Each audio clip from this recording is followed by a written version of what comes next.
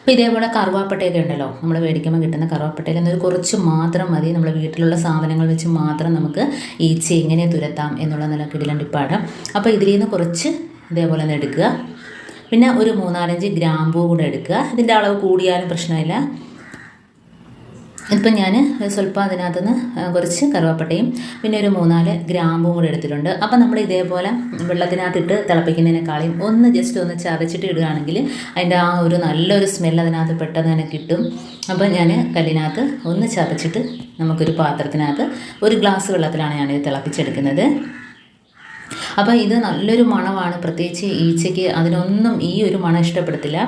അപ്പോൾ നമ്മുടെ ആ കിച്ചണിലൊക്കെ ഇതൊന്ന് വെച്ച് സ്പ്രേ ചെയ്യുകയാണെങ്കിൽ തന്നെയും ഇതിൻ്റെ ഒരു സ്മെല്ല് നല്ല രീതിയിൽ നിൽക്കും. അപ്പോൾ 1 ഗ്ലാസ് വെള്ളത്തിലാണ് ഞാനൊരു സ്വല്പം കറുവാപ്പട്ടയും അതേപോലെ ഒരു 3-4 ഗ്രാമ്പും ഒന്ന് ചതച്ചിട്ടിടുകയാണ്. അപ്പോൾ അതിൻ്റെ സത്ത് എല്ലാം അതിനകത്ത് നല്ല രീതിയിൽ ഇറങ്ങിക്കിട്ടും.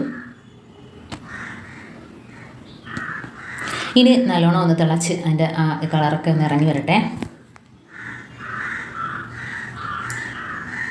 അപ്പോൾ നമ്മുടെ വെള്ളമൊക്കെ തിളച്ച് വരുന്നുണ്ട്. നല്ല രീതിയിൽ തിളച്ച് ഒന്ന് തണുത്ത് ഇനി നമുക്ക് ഒന്ന് അരിച്ചെടുക്കാം. അപ്പോൾ നമ്മൾ കുപ്പിക്കകത്തൊക്കെ ഒഴിച്ചു കൊടുക്കുന്നതുകൊണ്ടാണ് അരിച്ചെടുക്കുന്നത്, അല്ല അതിൻ്റെ ആവശ്യമില്ല. അപ്പോൾ ഒരു തണുത്തതിന് ശേഷം മാത്രം നമുക്ക് ഇതിനകത്തോട്ട് കുറച്ച് ഇതും കൂടെ ഒഴിച്ചു കൊടുക്കാം. അപ്പോൾ കുറച്ച് കംഫോർട്ടും കൂടെ ഒഴിച്ചു കൊടുക്കുകയാണ്.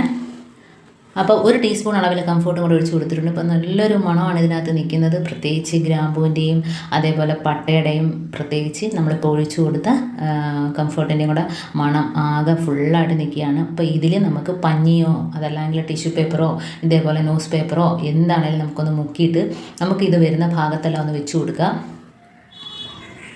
അപ്പോൾ നമ്മുടെ ഗ്യാസ് സ്റ്റോപ്പിന് മുകളിൽ ഇപ്പോൾ രാത്രിയാണ് ഞാനിത് ചെയ്യുന്നത്. അപ്പോൾ ഇതേപോലെ ചെയ്യുകയാണെങ്കിൽ നമ്മൾ രാവിലെ കിച്ചണിൽ വരുമ്പം തന്നെ നല്ലൊരു മണവും, അത് മാത്രമല്ല നമുക്ക് ഒരു ഈച്ചയോ പല്ലിയോ പാറ്റയോ ഒന്നും തന്നെ കിച്ചണിലൊന്നും മേയത്തില്ല. അപ്പോൾ ഇങ്ങനെ വെക്കുമ്പോഴത്തേനും നല്ല ഒരു മണമായിരിക്കും കിച്ചൺ മൊത്തം നിൽക്കുന്നത്. ഇനി നമുക്ക് ബാക്കിയുള്ളത് ഇതേപോലെ ഒരു കുപ്പിക്കകത്താക്കി നമുക്ക് എവിടെയൊക്കെയാണോ നമ്മുടെ ഡൈനിങ് ടേബിൾ ഭക്ഷണം കഴിക്കുന്നിടത്തും ടീപ്പോയിലും ഹാളിലും സോഫ സെറ്റിൻ്റെ സൈഡിലും ഒക്കെ ഇത് വെച്ചൊന്ന് ഒഴിച്ചു കൊടുക്കുക. ഇതേപോലെ ക്ലീനാക്കി നമ്മൾ ഇടയ്ക്കൊക്കെ ചെയ്യുകയാണെങ്കിൽ നമ്മുടെ കിച്ചണിലൊന്നും വീട്ടിലൊന്നും ഈച്ചയുടെ ഒരു ശല്യമേ ഉണ്ടാവില്ല. കുറച്ചങ്ങ് ഒഴിച്ചിട്ടാലും മതി കേട്ടോ. രാത്രി ഇതേപോലെ നമ്മൾ ടൈലിനകത്തൊക്കെ കുറച്ചങ്ങ് ഒഴിച്ചിട്ടാൽ നല്ലൊരു മണവും, പ്രത്യേകിച്ച് ആ ഭാഗത്തൊന്നും അയലത്ത് പോലും വരില്ല.